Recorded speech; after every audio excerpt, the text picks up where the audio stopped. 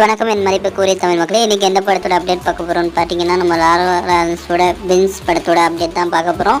உங்கள் எல்லாருக்கும் தெரிஞ்சிருக்கும்னு நினைக்கிறேன். லோகேஷ் கனகராஜ் பார்த்தீங்கன்னா ஒரு போஸ்ட் போட்டிருந்தாரு ஏப்ரல் மாதம் பின்ஸ் படத்தை பற்றி. அந்த படத்தை அவர் தான் ப்ரொடியூஸ் பண்ண போகிறாரு லோகேஷ் கனகராஜ் சார். இந்த படத்தில் ராகவா லாரன்ஸ் சார் தான் ஹீரோவாக நடிக்கிறாரு.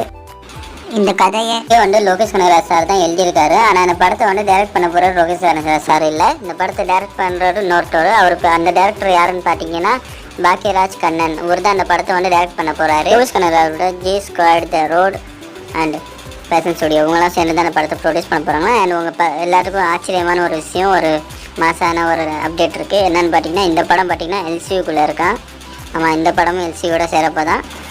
கைதி விக்ரம் லியோ இப்போ அந்த படத்தோட பின்ஸ் படம் சேரப்போ தான். அப்போ எப்படி இருக்குன்னு பார்ப்போம். அண்ட் இதில் பார்த்தீங்கன்னா விக்ரம் இதை வச்சு என்ன தெரியுதுன்னா, எல்சியூக்குள்ளே இப்போ லாரன்ஸ் சாரும் வர போகிறாரு. பொண்ணு நான் ஆனால் எல்சிக்குள்ளே ஒரு ஹீரோ இருக்குன்னு ஆசைப்பட்றேன். எந்த ஹீரோன்னு பார்த்தீங்கன்னா தரமான சூப்பரான மாசான எஸ்டிஆர். நம்ம தலைமை எஸ்டிஆர் இருக்கணும்னு தான் ஆசைப்பட்றேன். லோகேஷனை எஸ்டிஆரையும் எல்சிக்குள்ளே வச்சா சூப்பராக செம்மையாக இருக்கும் மாசார். அண்டு பிரின்ஸ் படத்தோட ஷூட்டிங் அடுத்த வருஷம் தான் ஆரம்பிப்பாங்கன்னா, ராகவா லாரன்ஸ் ஃபேன்ஸுங்களுக்கு ஒரு தரமான சூப்பரான ஒரு படம் வரக்கு இருக்குது. அதுவும் எல்சிக்குள்ளே. இந்த படத்துக்காண்டி நீங்கள் எவ்வளோ வெயிட் பண்ணுறீங்க கமெண்ட் சொல்லுங்கள். ராகவா லாரன்ஸ் ஃபேன்ஸ் நீங்கள் கமெண்ட் பண்ணி அவனை எவ்வளோ வெயிட் பண்ணுறீங்கன்னு. அடுத்து இந்த வீடியோ பிடிச்சினா லைக் பண்ணுங்கள்.